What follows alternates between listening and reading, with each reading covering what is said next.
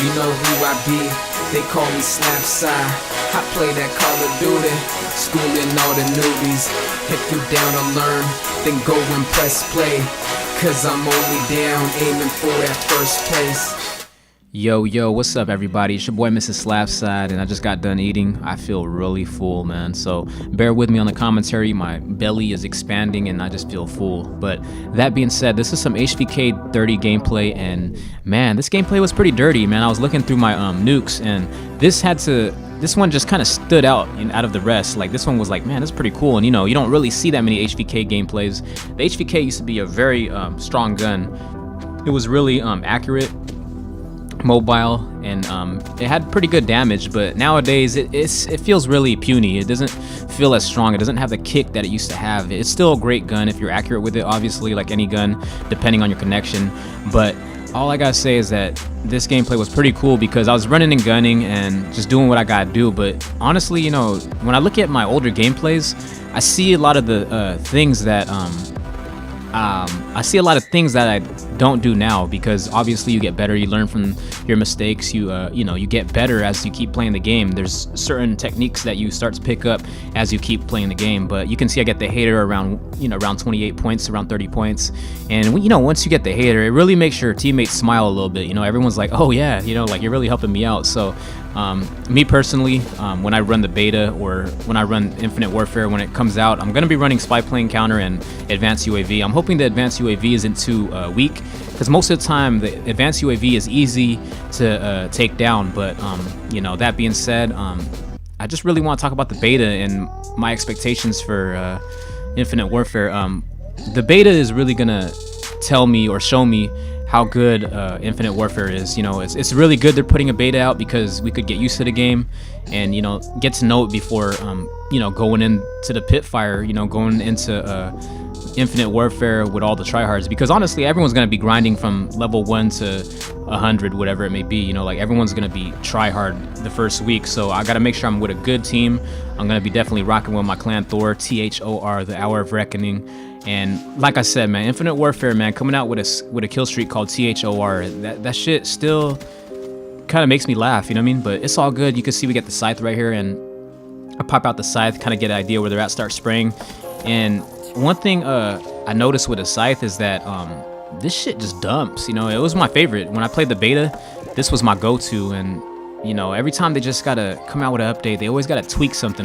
Sometimes I start to question myself, like, why do they got to tweak this and tweak that? Like, who is giving them the idea to tweak that, or nerf something or buff something? Who gives them the idea? Like, sometimes I feel like Vandahar or the development team, I feel like they're just doing it because something pissed them off when they're playing pubs. Like, they're like, dude, man, this guy's owning way too hard with the AK, he's owning too hard with the VMP, the Kuda. So they just kind of like make adjustments because of that. But I could be wrong. I'm just kind of making I'm just talking shit, actually, man.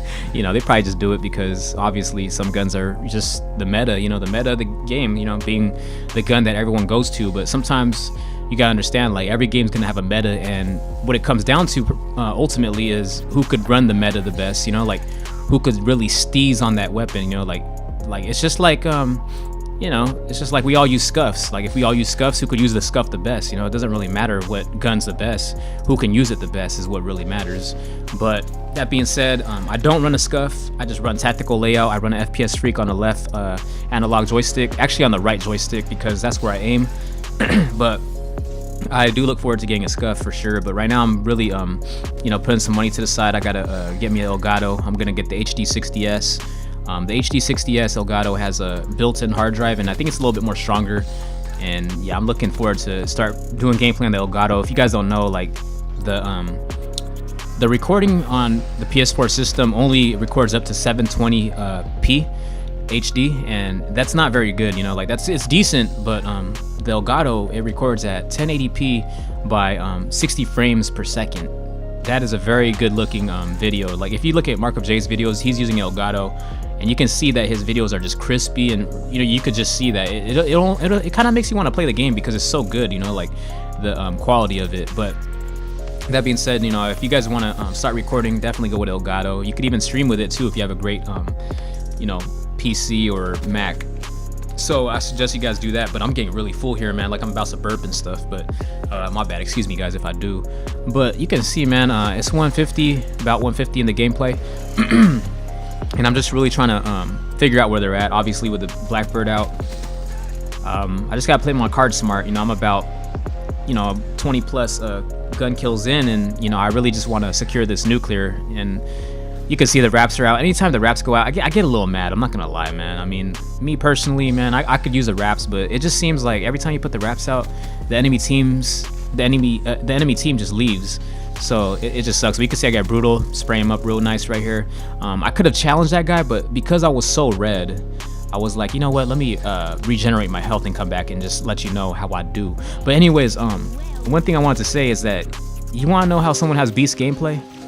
If that person's getting red here and there, that means he's getting it in, like he's going into the battlefield, he's really going into the war zone, and he's getting shot at and everything. But people that get gameplays where like they don't really get shot, they're never red, I kind of question those gameplays. Like maybe those guys that you're playing against kind of suck, because if you don't get shot at all, it means that guy has no reaction time, he has nothing. So me personally, man, when I see gameplay and I don't see you get red, I don't know, man. Maybe you're just really good. I don't know what it is, but you have to get red, and there's a nuclear, and we do our thing. We put a counter out, and let's get a couple unstoppables while we're at it.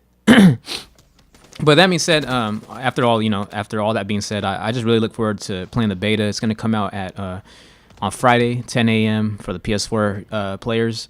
So hit me up, on a PS4 if you want, or you might see me in there if you're also playing on PS4. But peace out, y'all.